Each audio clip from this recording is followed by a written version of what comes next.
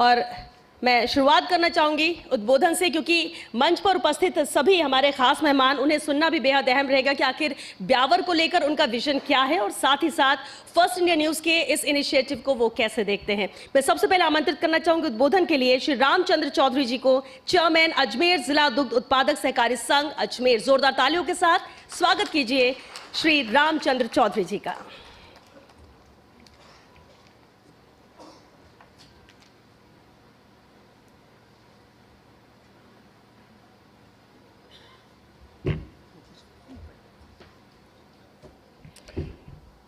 भाई ताली धीरे बाजी, ये दूध को भाव बढ़ाना पड़ी मना बढ़ा दूँ।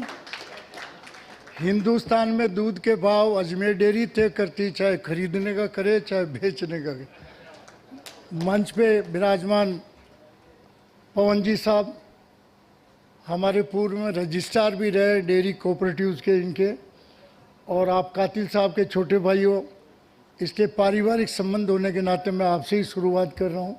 शंकर सिंह जी एमएलए साहब, हमारे जिलाध्यक्ष जी, एसपी साहब जो है अभी एसपी साहब है, मेरे मसूदा में थानेदार साहब थे। शुरुआत इनकी लाइव मसूदा से शुरू की सर, फिर नाम का चक्कर, नाम फर्क हो गया, नाम तो यही था। और मेरे जो है जिलाध्यक्ष कांग्रेस के मेरे साथी कानावत जी, कमिश्नर साहब ने पूछा कि आप यहाँ पे भी जो है चल रहे हो। मैंने कहा कमिश्नर साहब मैं तो जाया जन्माई ब्यावर तहसील का हूँ, मेरा गांव रामगढ़ के पास में देवास है और इसी एरिया का ही रहने वाला हूँ। और दूध तो हम शुरू से, जब से अजमेर डेयरी बनी तो हमने जो है ब्यावर और अजमेर में एक साथ ही बेचा है। साथ में हमारे कलेक्टर साहब से पुराना परिचय काफ़ी लंबा। मैं आपका पुनः स्वागत करता हूँ। आज मैं भी आपके ब्यावर ज़िले का ही रहने वाला हूँ, निवासी हूँ। एसडीएम साहब, ये हमारे ब्यावर की गौरव और शान रही है कि मेरे ज़िंदगी के मैंने 50 साल जो राजनीति में गुजारे हैं, ब्यावर में एसडीएम आईएएस ही लगा है। ये ब्यावर का रुतबा था। एसडीएम हेडक्वार्टर तो बहुत है, पर ब्यावर में हमेशा इसकी ऐतिहासिक महत्व को देखते हुए आईएएस को एसडीएम लगाते रहे। तमाम सामने विराजमान मेरे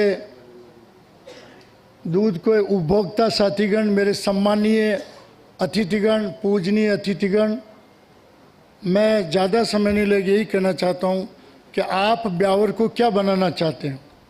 मेरा सपना, मैं तीसरी क्लास में पढ़ता था जब अजमेर मेरवाड़ा का नक्शा बनता था और हिंदुस्तान का 5वीं में बनाया तो ब्यावर के 3 टिकिया लगाते मिल थी, एडवर्ड मिल, लक्ष्मी मिल और कृष्णा मिल।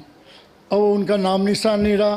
तो मैं चाहता हूं कि औद्योगिक दृष्टि से ब्यावर में वही पहले की हालात के जो है बड़े मिल, नेशनल लेवल के मिल यहाँ लगने चाहिए और हमारा पूरा प्रयास है। तो हम जो है कोशिश कर रहे हैं कि ब्यावर इतना बड़ा हो। मेरा लोग बाग जो है बहुत से 2 मिनट ज़्यादा लूँगा।